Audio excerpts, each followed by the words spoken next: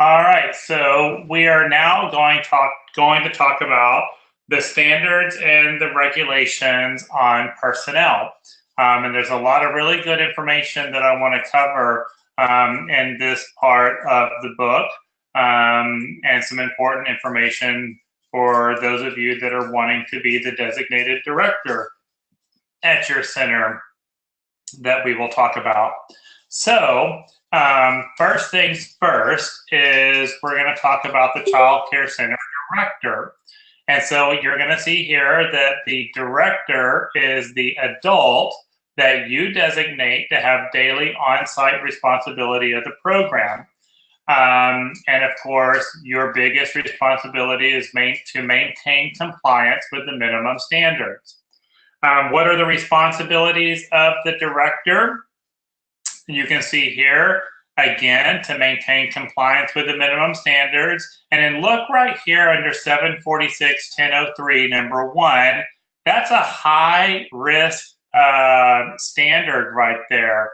So you ensuring that your center runs in compliance is high risk.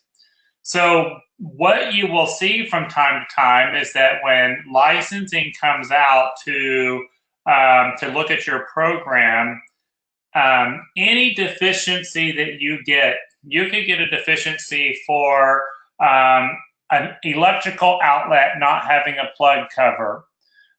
You could also get cited for the director not ensuring that that outlet had a plug cover on it.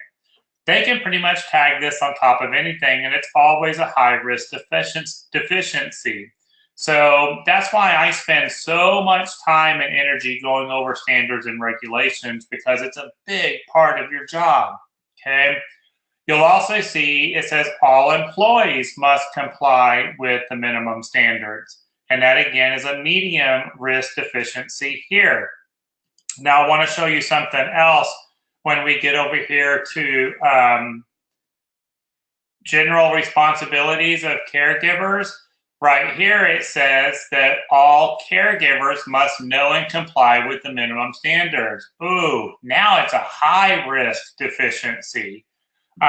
So, really important that not only you understand the standards, but everyone in your building understand it as well. I teach classes all the time where I have owners and directors that will make comments to me like, I don't want my employees to have a copy of the minimum standards booklet. And I'm like, ooh, that's a big red flag right there. Why would you not want your employees to have a copy of this book? They're responsible for knowing it and complying with it. And how can you know and comply with, how are you expected to know and comply if you don't have a copy? It just kind of blows my mind. So I always recommend that you give this entire book to every one of your employees. You can download it and print it right off of the website. Super easy right there. It also says under director responsibilities that all employees have assignments that match their skills, abilities, and trainings. So it's your job as the director to make sure that you train and coach your employees and set them up for success, and that all of their assignments match the training, match what they're capable of, and that they're placed strategically in the classroom that they're going to be successful in. You can't just grab any employee and put them in any classroom. We all know it doesn't work that way. You just don't put certain people in certain classrooms. Everyone's got their special little niche, okay? All employees are supervised. Supervision includes, but not limited to, knowing what the employees are doing and making sure that they're fulfilling their assignments and responsibilities. This right here is very, very similar when you go over here to supervision of children. And it says children are supervised at all times. Supervision, you know what the kids are doing, and you know what they're aware of, and everything like that. So very, very similar definitions. I like to always explain it. Caregiver supervises children. Director supervises the caregivers.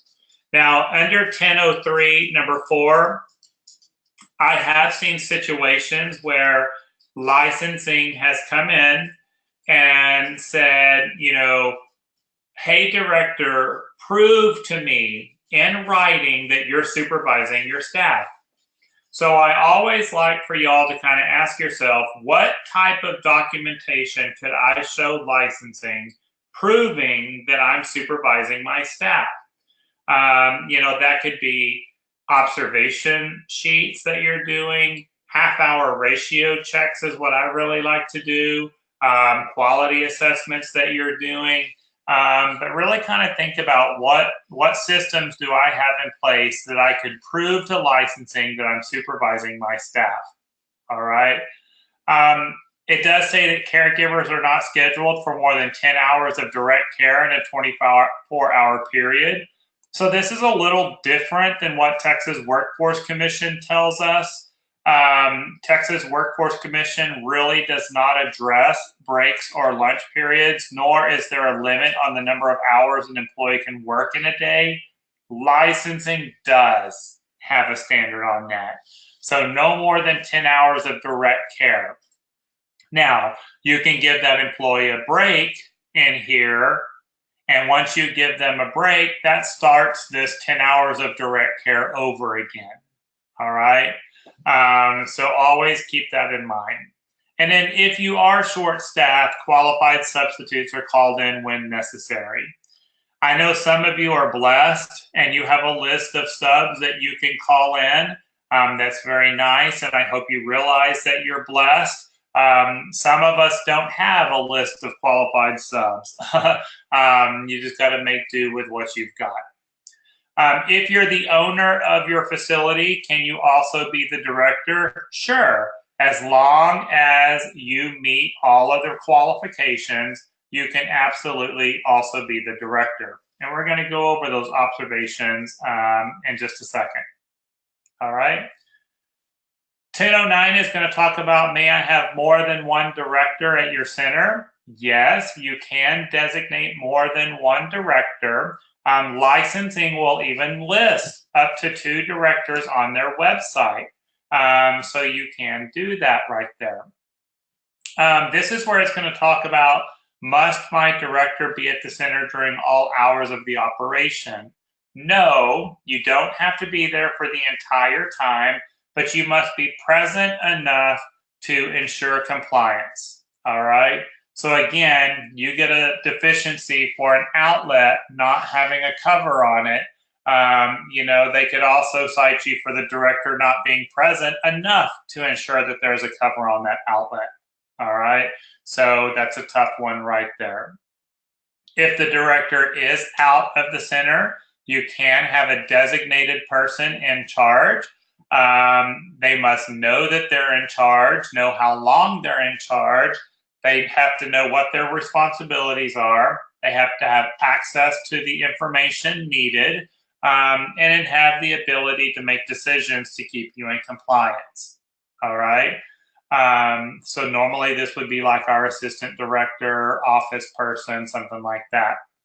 This is where it's going to tell you 1013B that if the director is going to be out for an extended period of time, then you may need to have someone that meets director qualifications in their place.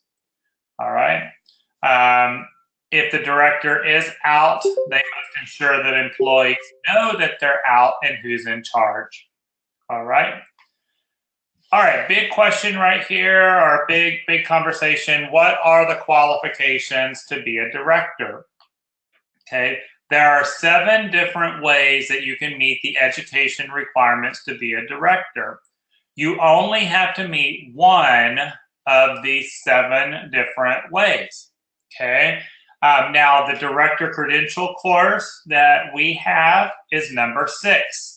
So after you complete the director credential course with me, you're good. You're done. You meet the director qualifications for education. Probably one of the most common questions I get is, can I use my CDA to be a director? You can use a CDA number 5 to be a director, but you also have to have 6 college credit hours in management. I don't recommend that you go that route. CDA takes a long time to complete, and then you still have to get 6 college credit hours. Our director credential course knocks it all out at one time, so that's really nice. All right. You can also, you got all these other options up here.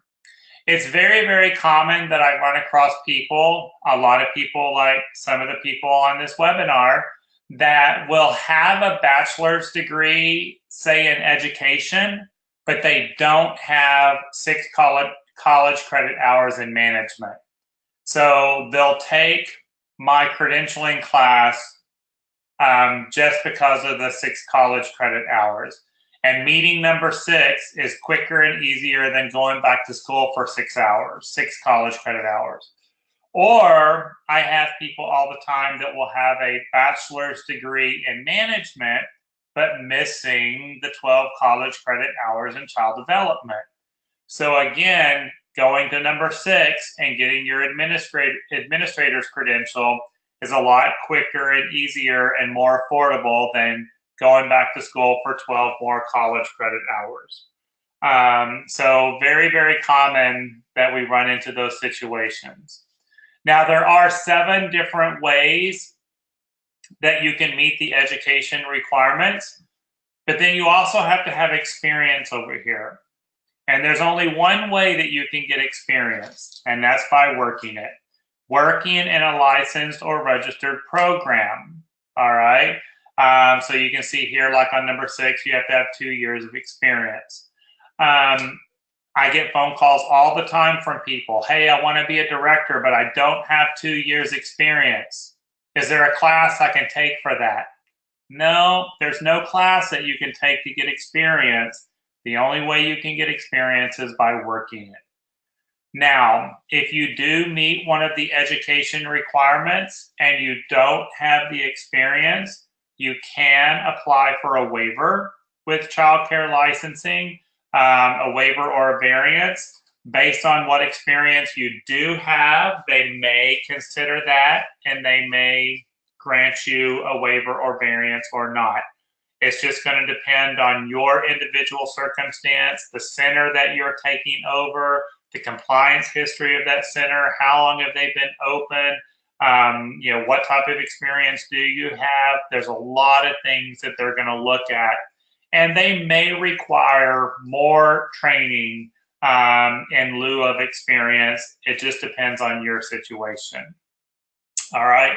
Now, one of the ways that you can also meet the director qualifications, because if you notice here, it's going to tell you that options 5 and 6 require a renewal, okay? So whether you're doing a CDA or an administrator's credential, both of these documents have to be renewed, okay? There is no such thing as a non-expiring director's credential, all right? I get this question often. There's no such thing as a non-expiring director's credential. There's no such thing as a non-expiring CDA. Both of these documents have to be renewed. That's why it says option 5 and 6, you have to renew your director's license. Now, I do want to point one thing out to you. If you're interested in getting a non-expiring license, it's going to tell you, number 7, 9 college credit hours in child development and 9 college credit hours in management will get you a non-expiring director's license. Then I want to point out, whoops, I skipped it. On page 32, 1037B, may clock hours or CEUs be substituted for any of the education requirements? B is going to tell you 50 clock hours of training or 5 CEUs may be substituted for every 3 college credit hours required in child development and or management. So for every 3 college credits hours that are required, you can do 50 hours of training. So if I go back to this one, 9 college credit hours in child development, 50 hours of training can be substituted for 3 of the college credit hours. So 150 hours of training in child development, and same thing, 150 hours of training in management will get you a non-expiring license. So that's a total of 300 hours of training. That's over the course of a lifetime too, okay? So, go back through your old training certificates, keep a file, kind of start a log, what is child development and what is management, and as you build up to it, once you get to that 300 hours, you can get a non-expiring license, okay? The director credential course that I teach, not only do you get your director's credential, but you also get 50 hours of training. So that kind of helps you get up to that 300 really quick. The problem with this, because I know a lot of people, you've been working in this industry for 15, 20 plus years. And if you do the math, we got to get 24 hours of annual training every year. And you've been doing this for however many years, those hours add up and add up and add up. Getting the 150 hours of training in child development is pretty easy, okay? You probably already got that. It's the 150 hours in management that becomes tricky.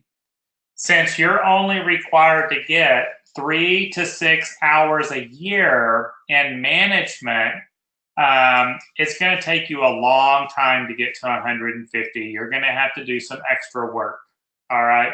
And when we get to our webinar on professional development, you'll see exactly what I'm talking about, all right? Now, it's going to go in, skip over to page 32. It's going to talk about what are credit courses. It's going to talk about what we just went over, the substitution of education for training hours, all of this good stuff. But I want y'all to pay attention to page 33. What documentation are you going to submit to licensing to get your director's license? Now, what I issue is the director's credential, which is number 6 on this list. I do not issue the license. I only issue the credential. Child care licensing is the only folks that will issue the license. It's just like going to get your driver's license at the DMV. There's a lot of places that will teach a driving course, but the DMV is the only ones that issue the license, all right? Kind of the same thing right here. So what are you going to submit to your local licensing rep to get your license? First, you're going to do what's called a personal history statement. Now, I pulled up on the website, when you go to Child Care Licensing's website and you click on forms, you're going to come to this page right here. And they've got all kinds of magical and wonderful forms that you can use in your programs that are very helpful. I encourage you to spend some time going through all of these documents. There's some really great stuff right here. All right. But as you scroll down here, you're going to find the personal history statement. And it's down here somewhere. All right, here it is right here, 2982. This is the licensing personal history statement. You can download this and open it up, and it looks like this. When you took my director credential course, this was in your folder.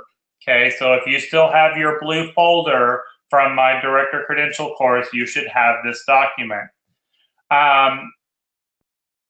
This is a little misleading because when some people see complete a personal history statement, they're like, do I have to write an autobiography or something? What is that? Well, that's a document called personal history statement. If I were king and I got to make the rules up, I would probably call this document application for my director's license is what I would probably call it. But that's not what licensing chose to call it. They call it a personal history statement. So you're going to fill this out right here, okay? Then it says a licensing governing body director designee form. And that again is going to be right here on the website, governing body director designee form. And you open this up and it looks like this. And I also put one of these in the director credential folder. This is what your permit holder or your governing body is going to fill out to designate you as the director. Okay, they're going to fill this out and designate you. Now, in order to get your director's license, you have to be designated as a director. You cannot get your license unless you're designated. Okay, that's their rule, not mine. I'm just giving you the information. This can also be done online, by the way. You can designate online. So your permit holder, your governing body is going to designate you as the director and fill out this form and sign it. If you're the owner of the program and you also want to be the director, you're going to designate yourself, and you can do that. All right. So that one is pretty easy right there. Number 3 is going to be an original or current director's license, or your college transcripts, or however you meet the education requirements. So for my class, you're going to take the credential that I give you, and that's going to be number 3. And then number 4 is basically going to be complete dates, names, and addresses and phone numbers of your experience. I like to call number 4 your resume. Okay. It's kind of redundant because all of this information is on your personal history statement, but they want it in a separate document too. All right. You are going to take these 4 documents and you're going to submit these to your local licensing rep. Now, I always recommend that you hand deliver these documents to your local licensing rep. Make copies of everything in case they get lost. You've got backup, but go ahead and hand deliver. Your local licensing rep will review the documents and then they will issue your license. Now, these days, because a lot of your licensing reps don't have offices anymore, they're all mobile. I'm starting to see more and more licensing reps ask for you to scan all of these documents and email them to your rep. Technically, they're supposed to be getting originals, but if your local licensing rep tells you to scan and email, then do it, all right? I like that because then you get a paper trail and you get a timestamp, all right? And usually what I see is they email the license right back to you, and then they mail the nice pretty one in the mail to you, all right? But it's pretty easy. They've taken a few things out of this. We used to have to do the criminal background check and the notarized affidavit.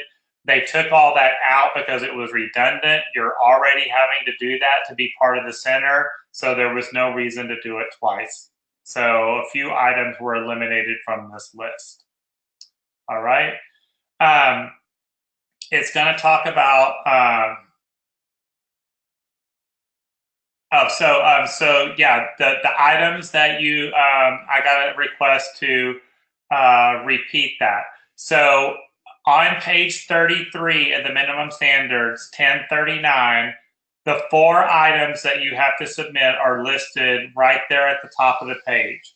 So it's your personal history statement, your governing body director designee form, your education and how you meet the education requirements, and then your resume. And that's what you're going to submit to your local licensing rep. All right. In my director credential course, I also gave y'all a cheat sheet that basically I cut and pasted page 33 onto a cheat sheet and passed that out too. So you've got that. If you received your education outside of the United States, that is fine. You definitely have to have any education that is in a foreign language. It has to be translated into English. And you may be asked by licensing to show documentation that it's equivalent to an American education. All right. You're going to see this again under staff stuff as well. All right. Very good. Moving on, again, it's just going to talk more about the director's license, how it's issued, those type of things. All right. You can kind of read over that. Licensing does not charge a fee for issuing the director certificate. So if you ever have a licensing rep ask you for cash, you need to run and make a phone call to their supervisor. But they don't charge anything for that. All right. Very good. Moving on. At the bottom of page 35, employees and caregivers. Now, in our webinar over definitions, I kind of showed you the difference between an employee and a caregiver. It's going to mention it again right here. And on page 36, you're going to see this nice little chart. What are the qualifications for an employee? What are the qualifications for a caregiver? So to be in your building, you need to have a background check. You must be free of tuberculosis. You must have that notarized affidavit and an orientation to your program. We'll talk about what all is included in an orientation in our webinar on professional development. If you want that person to be counted in child staff ratio, you have to have these 4 items, plus you have to be 18 years of age or older, have a high school education, complete 8 of the 24 hours of pre-service, and then your 24 hours of annual training. All right. I always like to recommend that you put a big X on the left side of this chart, and anyone that you hire meet caregiver qualifications. I just cannot encourage that enough. I've seen way too many issues where a maintenance person or a cook only met employee qualifications, and then there was some drama in the center, and they ended up getting busted for caregivers, and it's just not worth it. Up here again, it's going to talk about be 18 years of age, have a high school education, and again, it's going to talk about diploma, equivalent, a high school certificate of completion, and then also the homeschooling that we talked about earlier under definitions. So in the webinar on definitions, it talked about homeschooling. Now, 8 hours of pre-service, you might be going, but I thought it was 24 hours of pre-service. It is. And our webinar on professional development will go over the 24 hours of pre-service. But before you can go into a classroom and be counted in child staff ratio, you have to complete 8 of the 24. And it can be any of the 8 hours of the 24, and then the additional 16 hours within the first 90 days of employment. I always recommend, and we'll talk about this in our webinar for professional development too, that just do all 24 hours of pre-service up front. Get it done. That way you don't have to worry about it later on. 90 days goes really fast, and the next thing you know, you're out of compliance. All right. So, just knock it out, get her done. It's going to talk about times that you may employ a 16 or 17-year-old, or you may employ someone that does not have their high school diploma yet. You can employ a 16 or 17-year-old. They just cannot be left alone, so they must be supervised by another adult. But they can be counted in child staff ratio. That person must be enrolled in a career-related program that is approved by TEA, or enrolled in a homeschool program that is equivalent. All right, so let me throw a couple of examples out there to you. I'll use myself as an example. I have an early September birthday. So, I always miss the deadline for everything. For Pee Wee baseball, for kindergarten, I always missed every deadline because of me having an early September birthday.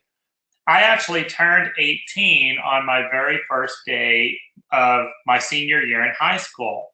And I worked at an after school program during my senior year. Well, even though I was 18, I couldn't be left alone with the children until I also got my diploma. Okay. So that whole year, I had to be supervised by another adult. My daughter was just the opposite of me.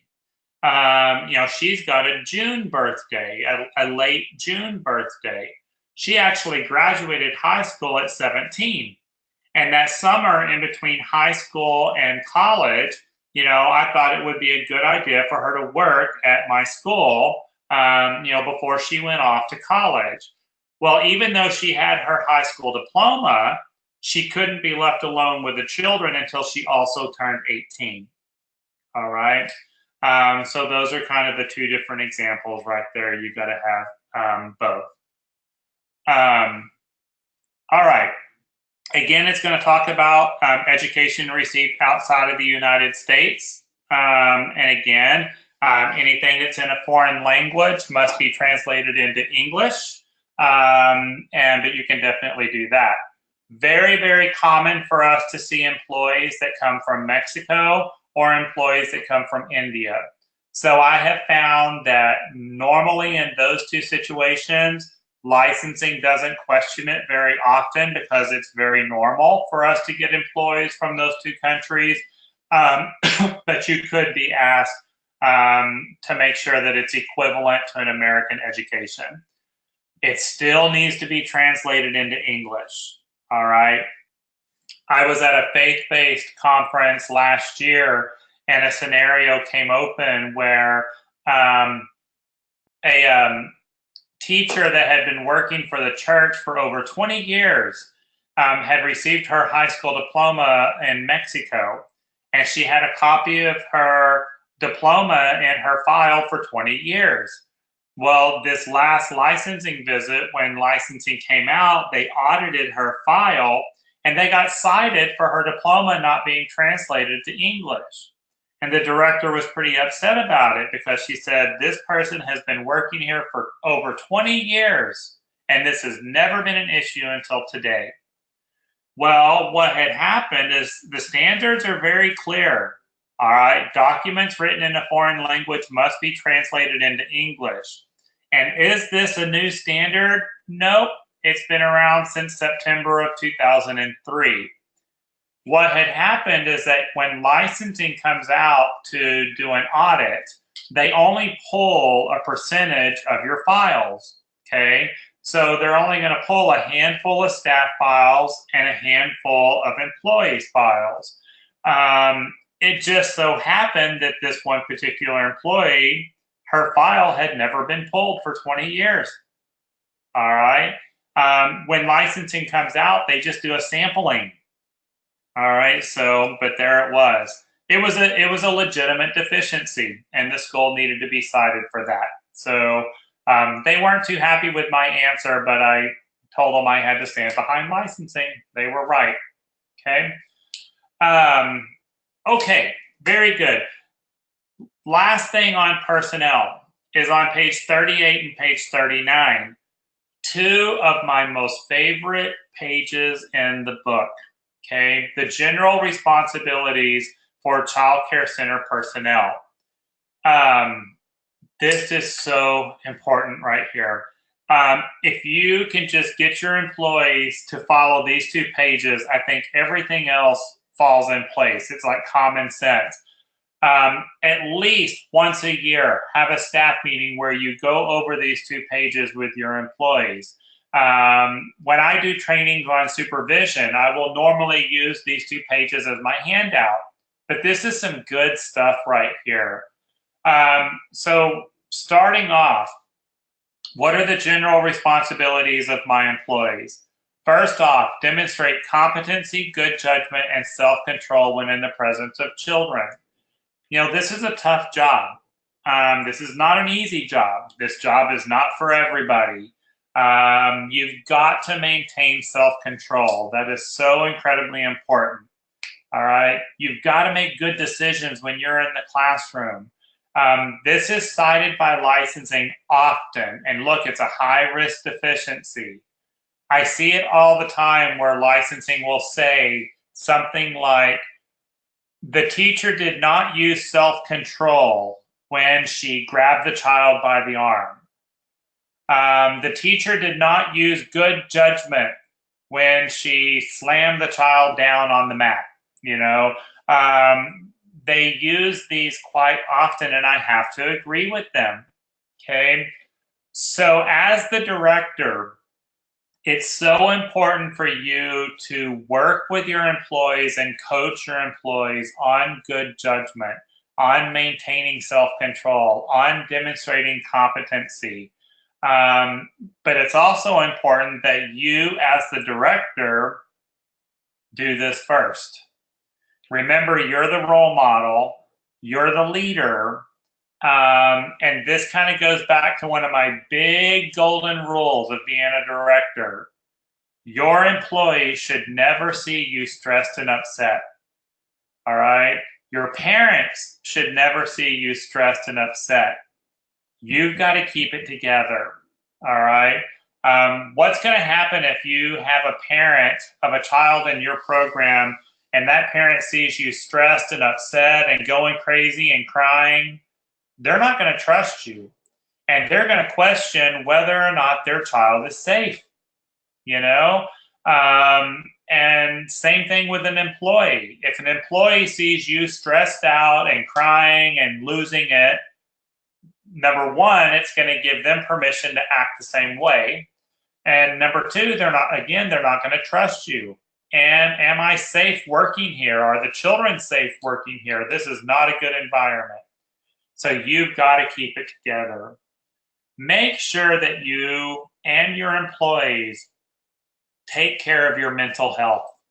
All right. I know we talk a lot about taking care of our physical health, eating right, exercising, drinking our water, but you've got to take care of your mental and spiritual self as well. Okay. Especially in this industry, it's so important.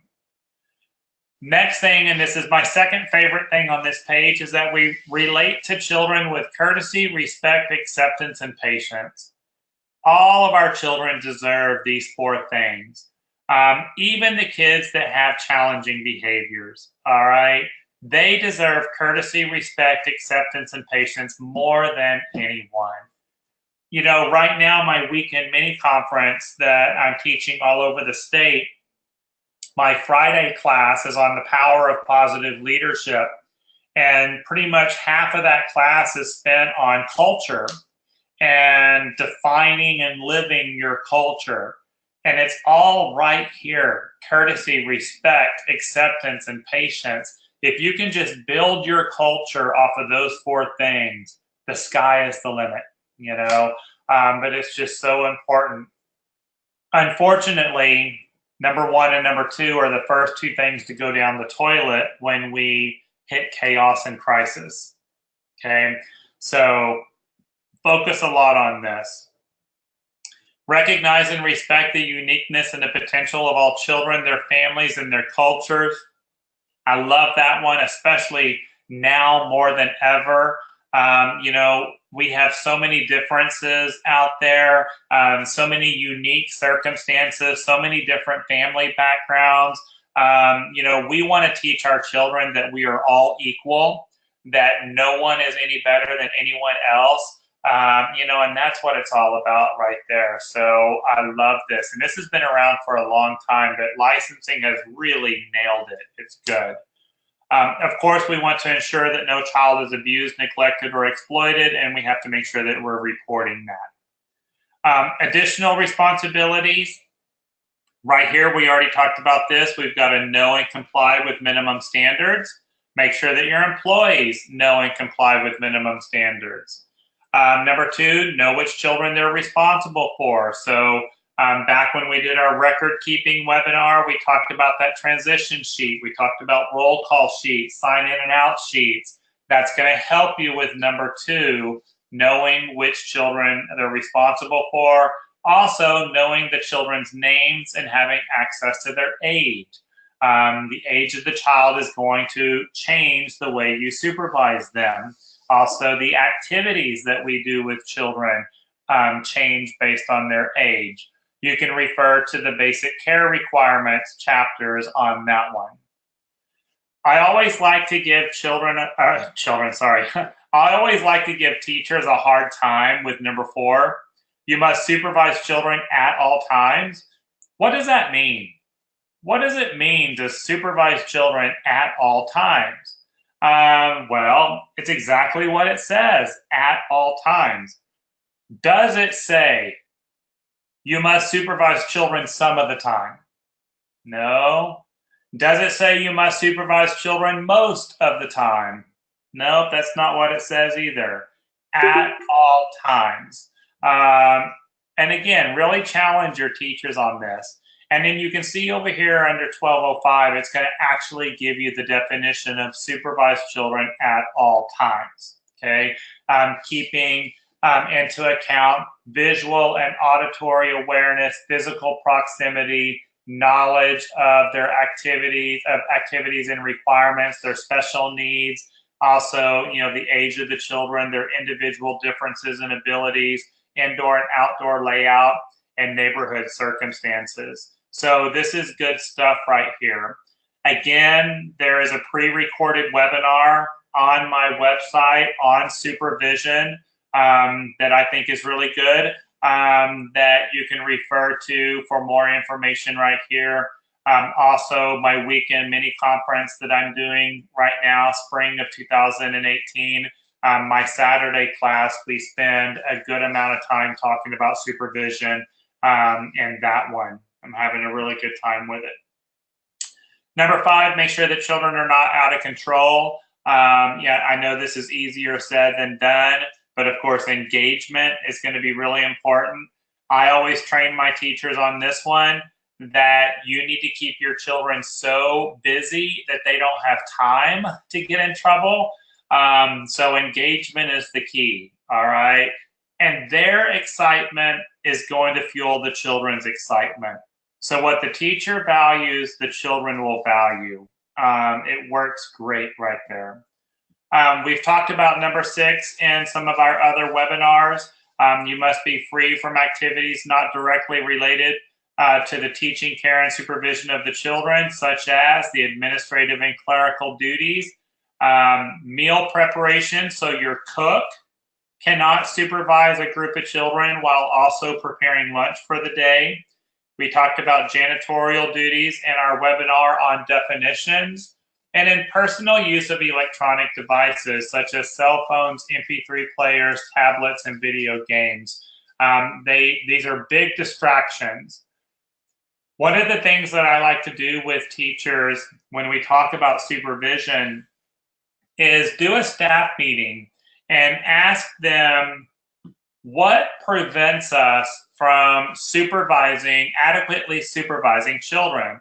What are some of the distractions that keep us from watching the kids and keeping them safe? And let them make a big old list. I almost guarantee you that cell phones and tablets will come up on that list. Also things like other staff members coming in and wanting to chit-chat, parents that are coming in and wanting to chit-chat, children that have aggressive behaviors, ill children that comes up on the list, and have a good open discussion about how you're going to manage these situations while also maintaining the supervision of the group. It really eliminates a lot of this personal use of these items. Now, these days, I know that tablets are very popular in the classroom for daily reporting and assessments. I personally use tablets for our daily reporting and pre-K assessments. The rule right here is personal use of electronic devices. If it's business use, you're fine. Like I also downloaded all of the music that we use in our curriculum onto tablets. So instead of the teachers having hundreds of DVD or CDs, the stick in the CD player, they now have them all on their tablet with a Bluetooth speaker. It's working wonderful right there. On number 7, interact with children in a positive manner. Of course, tone of voice is important, but I also like to talk to teachers a lot about body language. And the way they hold themselves in the classroom is big right there. And a lot can be said about body language. Remember, 77% of communication is nonverbal, all right? So keep that in mind when you're training your folks on number 7. Number 8 is important because it talks about foster developmentally appropriate independence through planned but flexible programmed activities. I like to refer people to the chapter on activity and activity plans, and it's going to tell you that you must have an activity plan that is followed by the caregiver each day. But then right here it says, an activity plan, but flexible programmed activities. I've seen situations where licensing has tried to cite a program for not following their activity plan. Any of us that have ever worked in a classroom, you know that your activity plan might have said from 10 to 10:20 as circle time, but circle time just did not go well today, and it was a disaster. You got to be ready to move on to the next thing. So being flexible is very important, because tomorrow I might be having the best circle time ever. Well, then I'm not going to stop at 10:20. I'm going to go till my luck runs out, you know. So this is a big one, number 8. Remember that our young children in our early education programs are not ready for competitive games, so we want a cooperative atmosphere.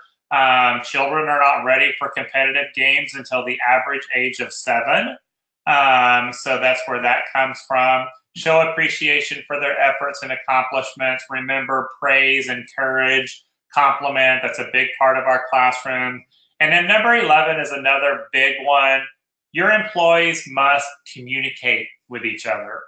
I don't care if they like each other or not, but they've got to communicate, and they've got to communicate in a positive way and a discreet way too.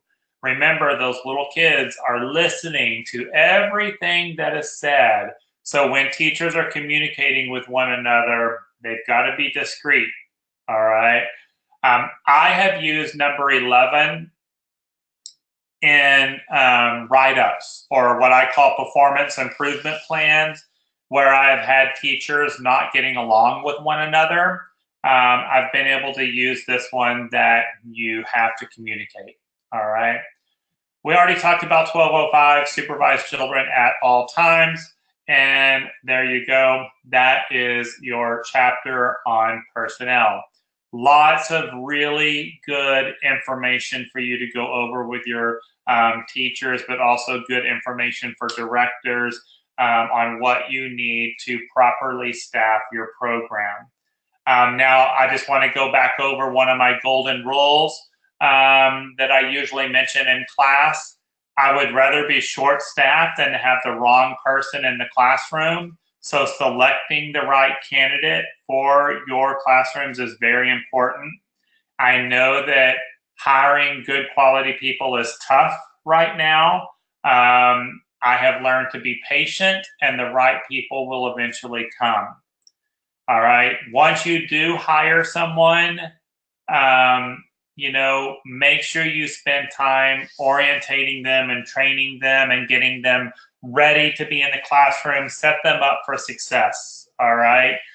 We'll talk about that in our webinar on professional development, but it's really important that you get the right people in there. Okay,